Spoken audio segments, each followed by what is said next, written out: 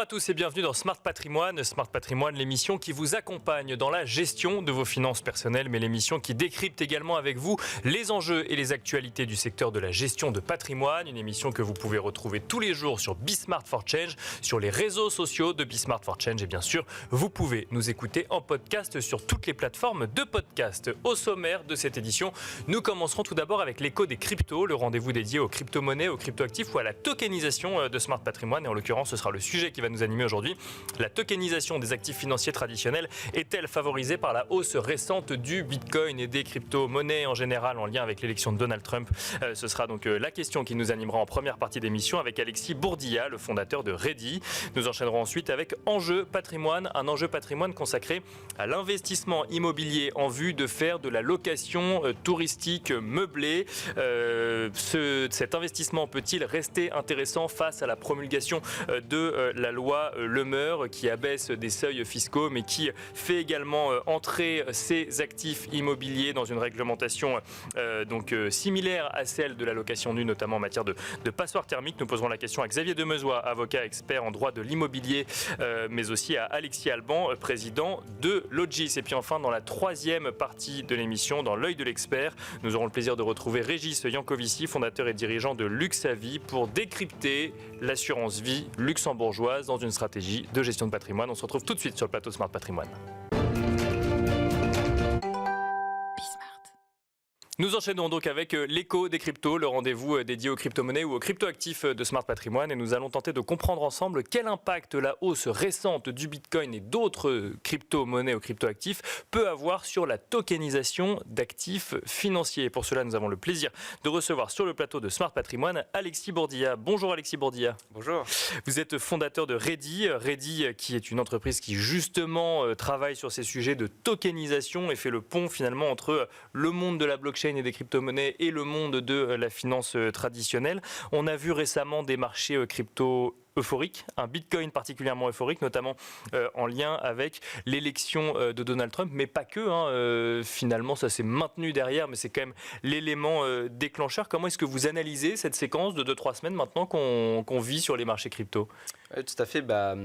On parle vraiment on assiste vraiment à une euphorie sur les marchés, comme vous l'avez dit.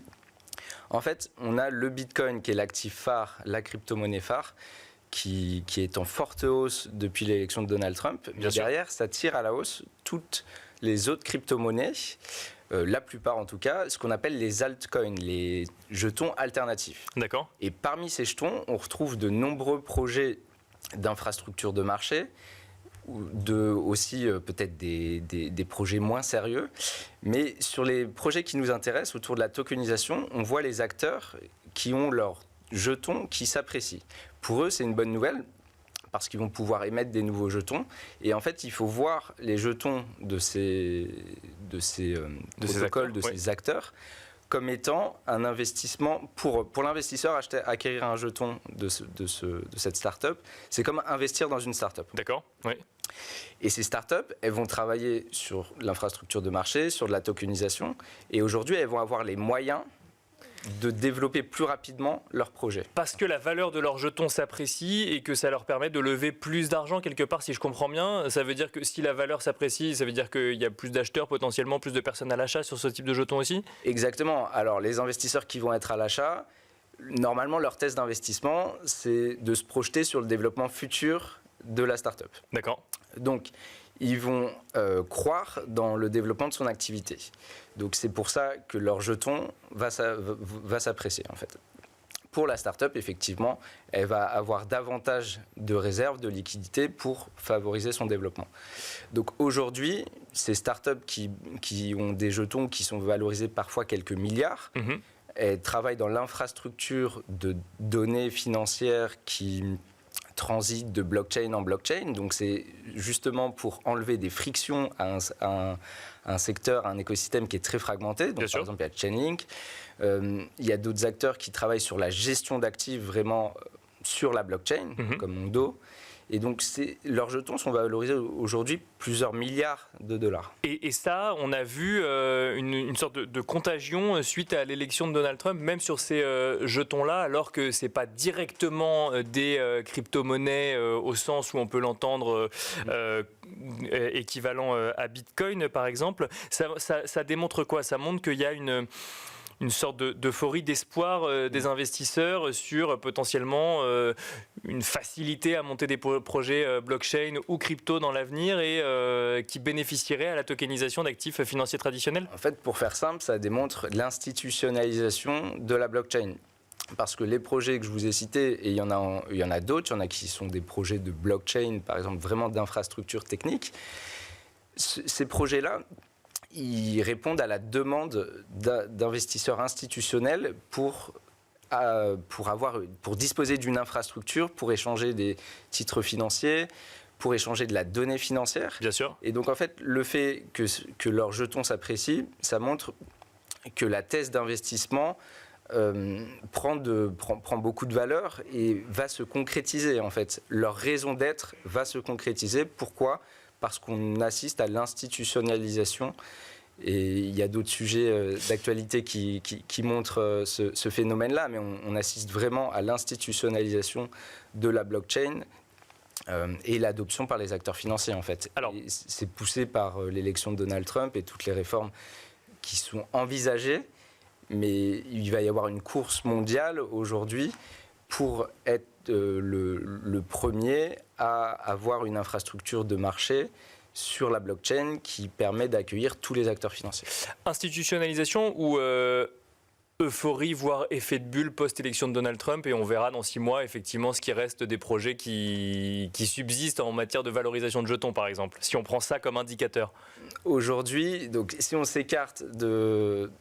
Enfin, la valorisation des jetons, c'est un pari sur l'avenir d'un protocole, d'une application. Si on regarde aujourd'hui qu'est-ce qui se passe en matière d'adoption réelle, on a quand même des acteurs financiers qui lancent leurs actifs tokenisés sur de nouvelles blockchains, donc des fonds monétaires tokenisés qui arrivent sur 5 blockchains. Par exemple, pour le plus grand fonds monétaire tokenisé sur la blockchain, la semaine dernière, il a été lancé sur 5 nouvelles blockchains. D'accord. Ces blockchains bénéficient de l'intégration de ces produits d'investissement en fait, sur leur blockchain. Et leur jeton, c'est apprécié, c'est une bonne nouvelle pour ces blockchains-là. Aujourd'hui, l'univers est très fragmenté. Et c'est pour ça d'ailleurs qu'on a créé un outil comme Ready pour référencer tout l'univers et permettre aux investisseurs de naviguer parmi les blockchains, parmi les applications, parmi les émetteurs d'actifs. On aide à naviguer et à comprendre... à centraliser l'univers, on recrée l'univers d'investissement pour permettre de le découvrir et de comparer les solutions qui existent. Aujourd'hui, on voit ces émetteurs d'actifs qui justement accélèrent sur leur déploiement blockchain et c'est favorisé notamment par un contexte dans lequel ils ont l'appui d'autorités gouvernementales, d'organisations gouvernementales, notamment de banques centrales.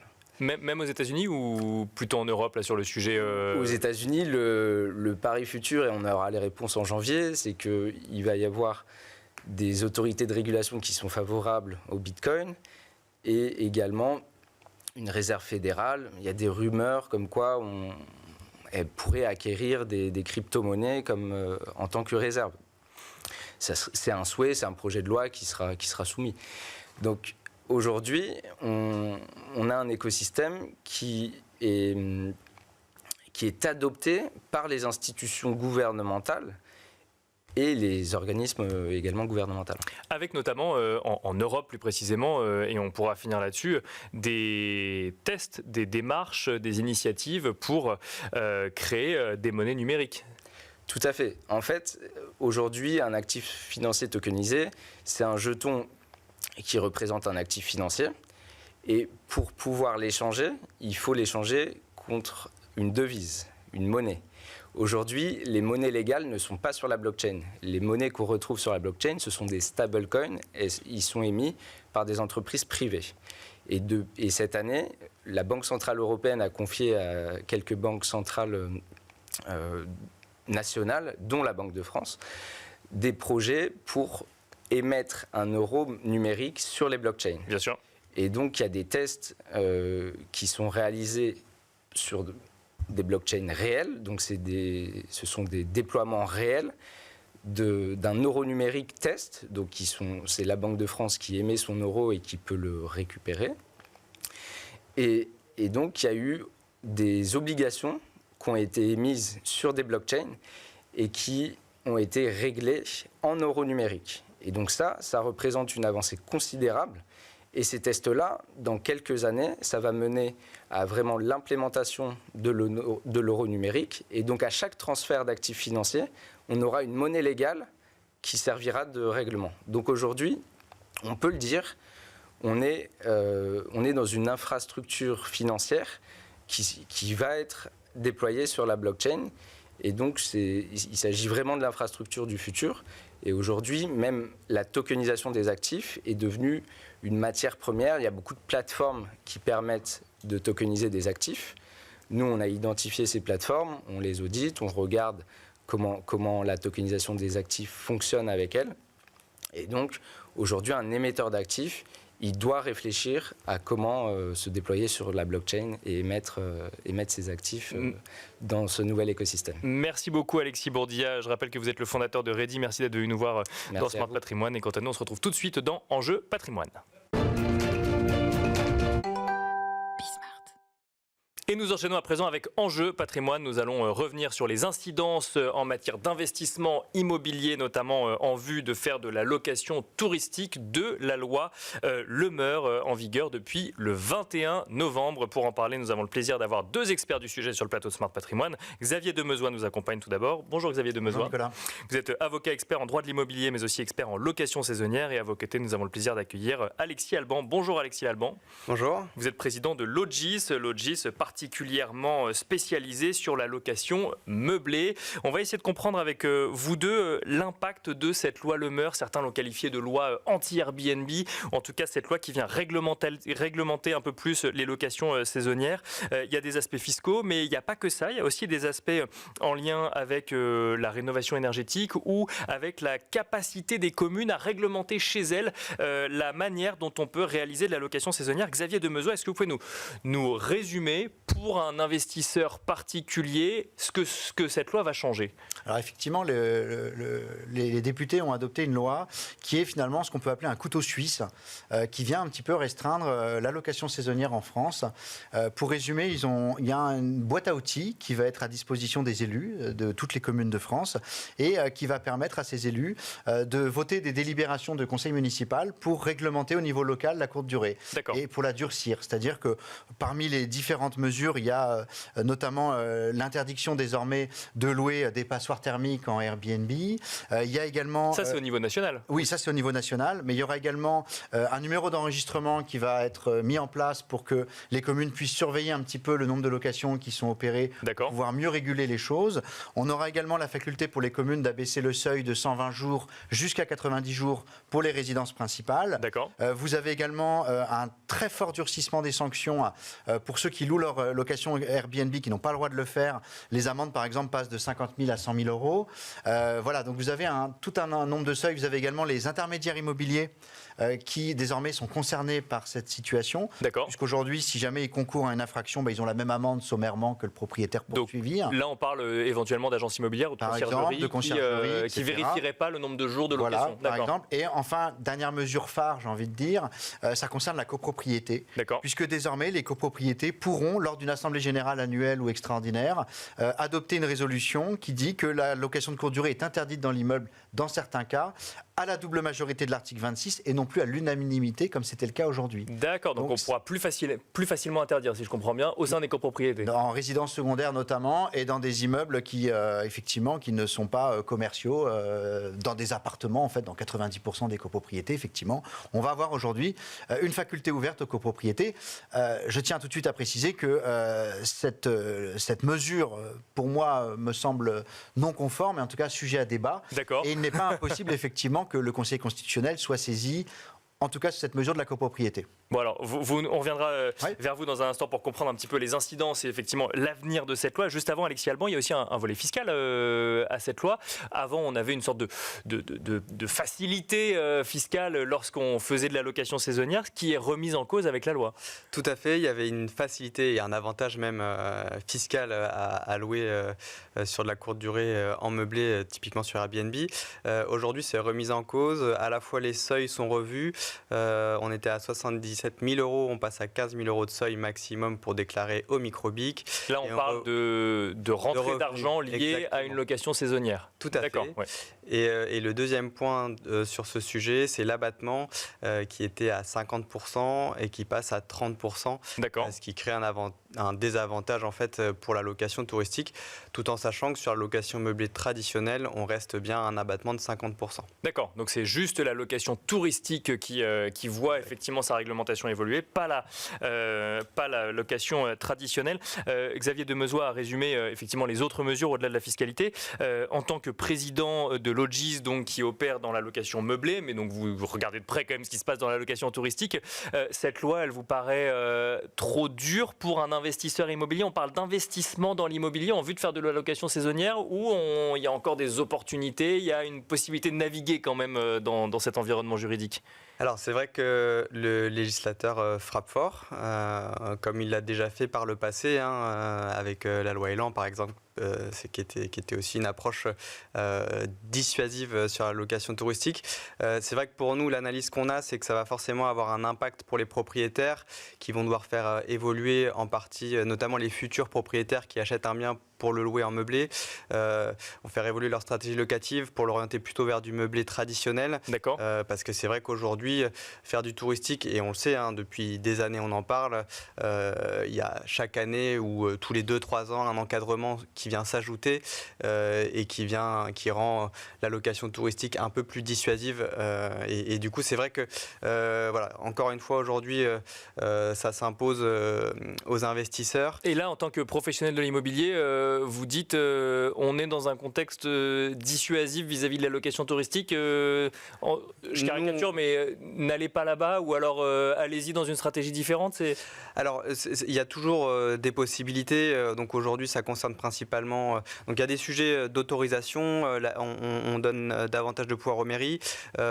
C'est sûr que le propriétaire qui déclare au microbic n'aura pas la même rentabilité qu'avant. Après, il y a toujours des possibilités de tirer profit de la location touristique, notamment en faisant classer son logement, qui permet d'échapper à certains dispositifs que j'ai pu citer avant. Qui avant avait un abattement fiscal de 71%, ramené à 50%. Si exactement, en lieu et place des 30%. Donc ça reste assez avantageux, et il y a aussi toujours la possibilité de déclarer au réel, voilà, en fonction, notamment quand on investit pour faire des travaux ou qu'on passe par une conciergerie. C'est vrai qu'il y a un ensemble de charges qui permettent de réduire fortement l'assiette imposable, et donc ça, ce sera toujours possible sur le touristique. Xavier Demezois, vous nous avez donné un certain nombre de mesures, notamment cette possibilité de donner aux mains des communes, mais aussi des copropriétés, la possibilité ou non de louer pour des propriétaires. Est-ce que ça crée un environnement un peu plus incertain quand même, quand on parle d'investissement en vue de réaliser une location touristique meublée? C'est-à-dire que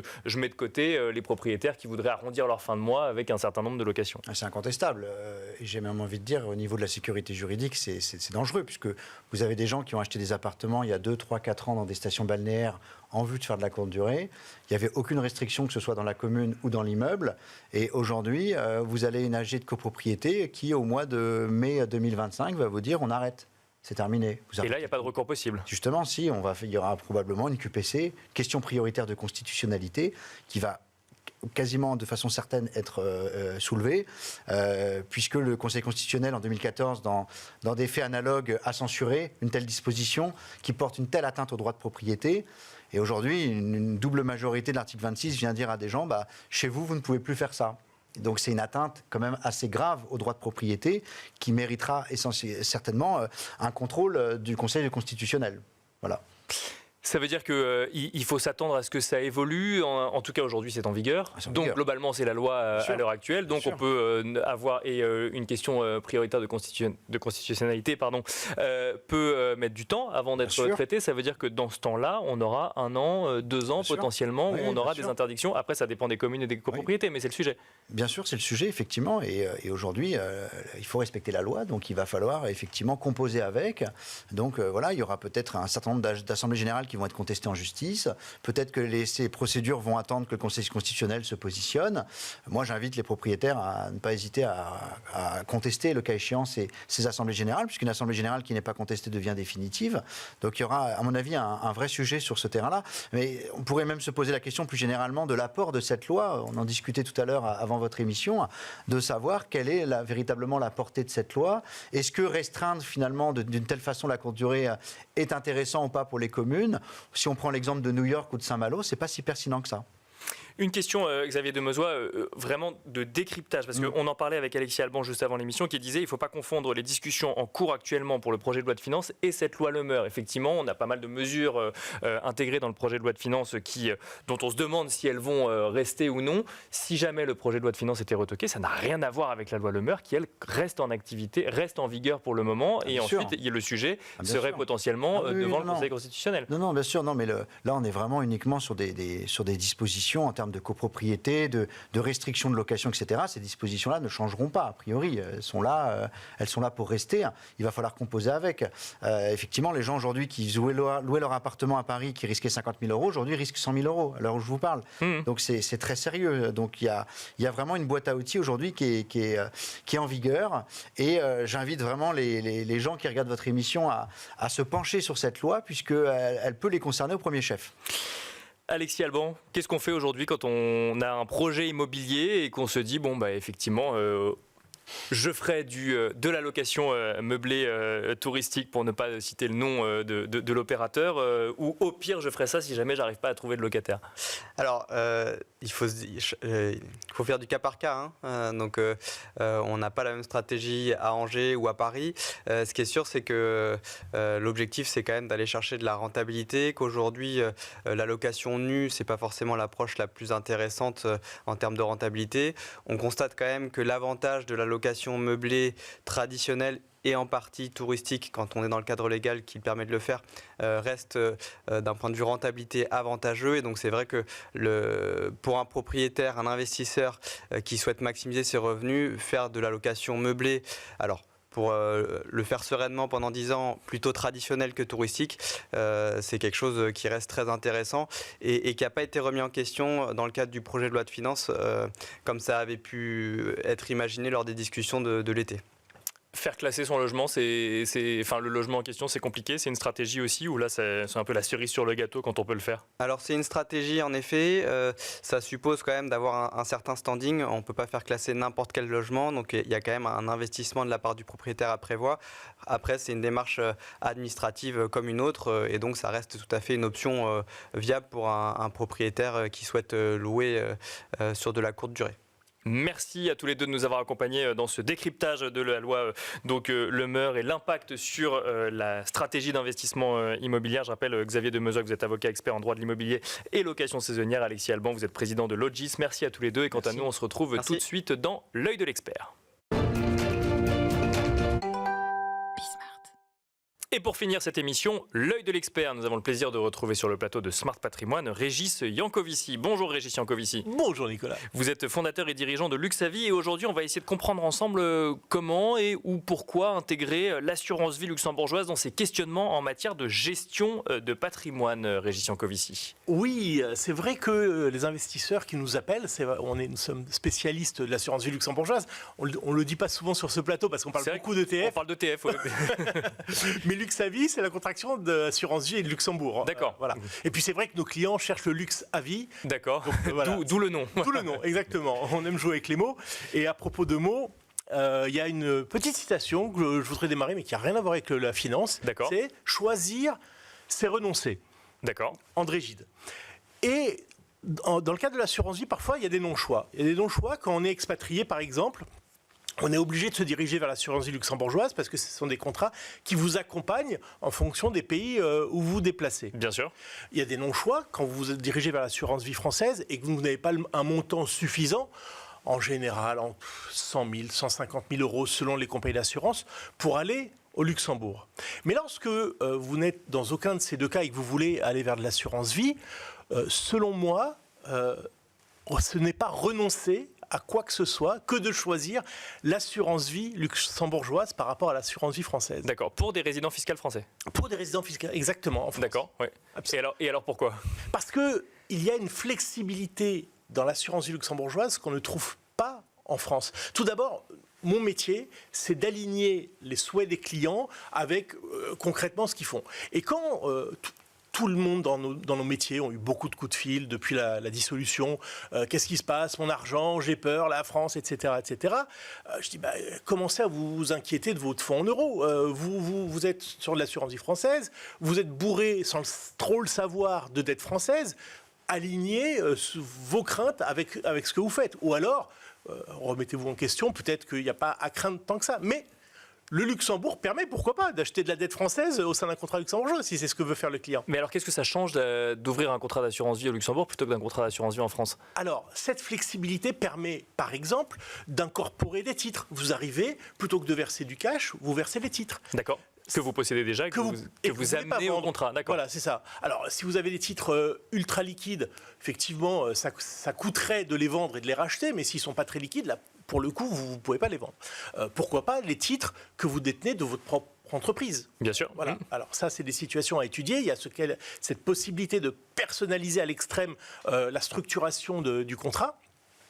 Vous avez la possibilité d'avoir des comptes en devise. La devise est une véritable classe d'actifs. On voit bien avec l'affaiblissement de l'euro, les placements en dollars ont été intéressants à faire. Donc, et on ne peut pas investir en devise sur un contrat d'assurance vie français? Non, vous ne pouvez pas avoir une poche. Mais on peut sur un contrat d'assurance vie luxembourgeois. Ce que vous voulez. Dire dans les grandes devises, je ne suis pas sûr qu'une devise du Zimbabwe pourrait être éligible à l'assurance vie. Mais bon, blague à part. Vous avez la possibilité donc d'incorporer des actifs à liquidité réduite. Vous pouvez faire du private equity, vous pouvez faire des fonds structurés.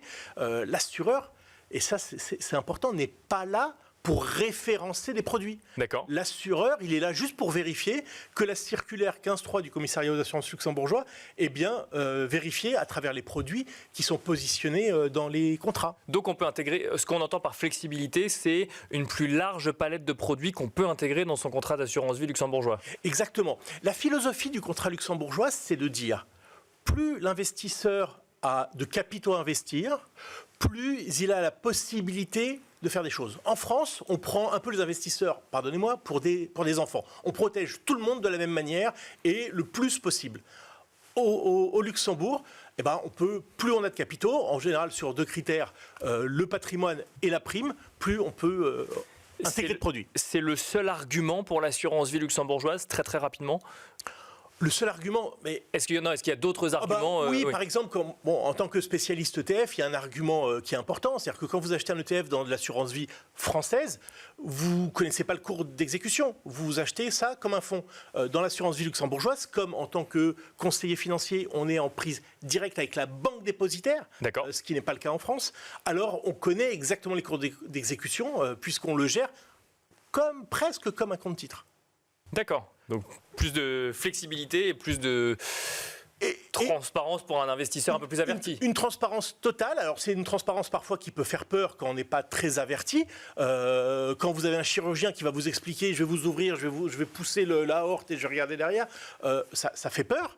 Mais en réalité, nos clients préfèrent avoir cette transparence parce que ce sont des gens avertis qui se sont renseignés sur le sujet.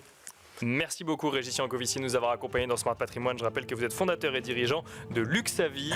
Et quant à nous, on se retrouve très vite sur Be Smart for Change.